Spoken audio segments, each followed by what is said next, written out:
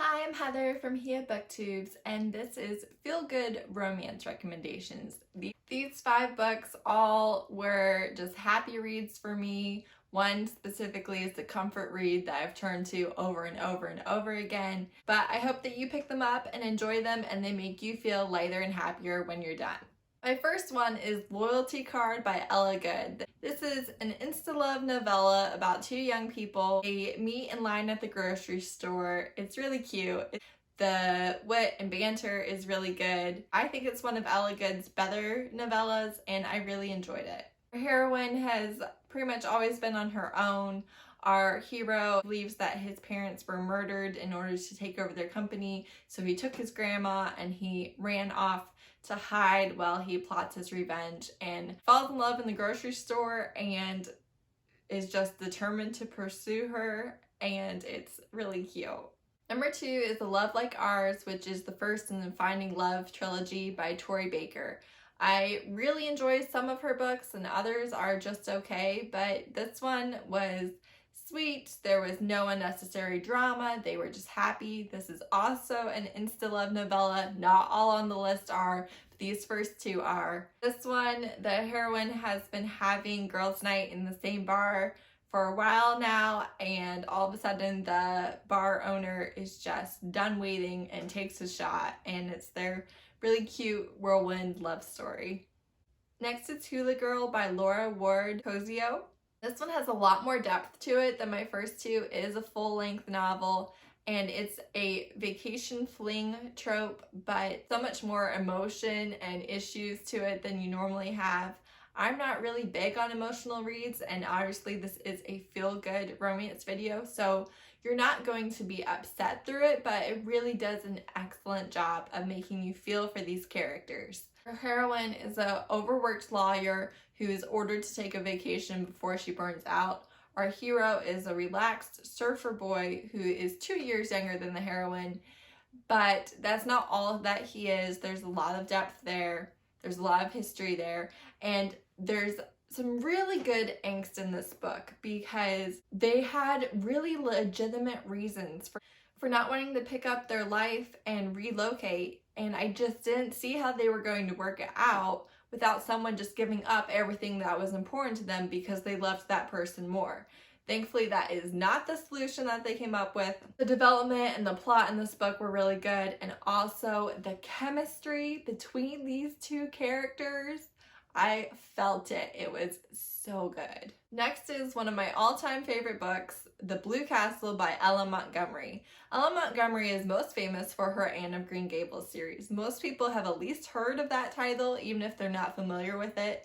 But The Blue Castle is completely different. It's a standalone. It's about a 29-year-old. I'm 29. The first time that I read this book, I think I was 11, and 29 seemed so old. But I've loved it since I was that age. So going into it now at this age, a little bit different. Valancy is 29. She's always lived at home. She has a horribly overbearing mother. She hates her life. She's never going to be a wife. She's never going to be a mother. She's just sees nothing but the same thing in her future. She's discouraged.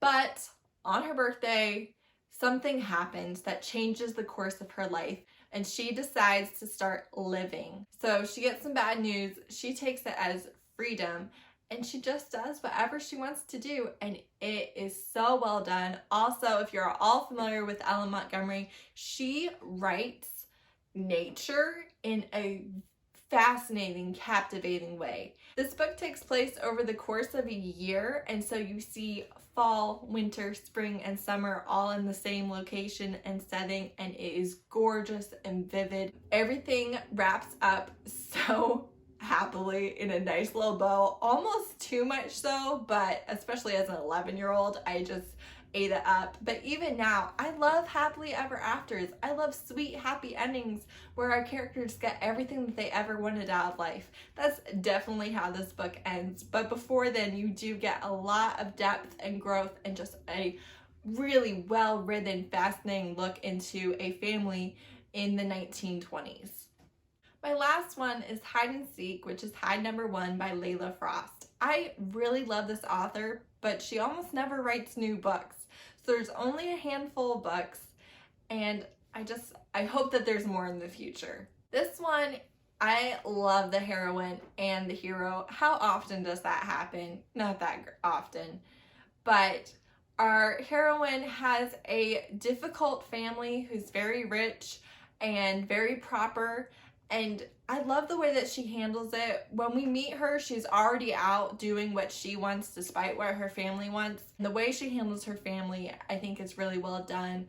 I also love the hero and how he takes care of the heroine despite some friction and some banter and getting to know each other. And there's just a lot of happiness in this book. There's also some suspense elements. The heroine is a baker, but she's feisty as well as sweet. The hero owns a custom garage, and you get to know this whole cast of characters that are his friends and his co-workers. And there is some excellent steam in this book also. If you like alpha males and really likable, interesting heroines, this is a great book. These are all books that I would willingly do a reread of. They're all sweet. They all have a lot of happiness in them before 95% of the book, and I would highly recommend all of them. So I'm actually so excited to be filming this today because I've been trying to film for what feels like a week and it just has not worked out, but because life had other plans for me. But I'm here today and I'm very excited. So thank you so much for watching. I will have a new video again in a few days. Thank you. Bye.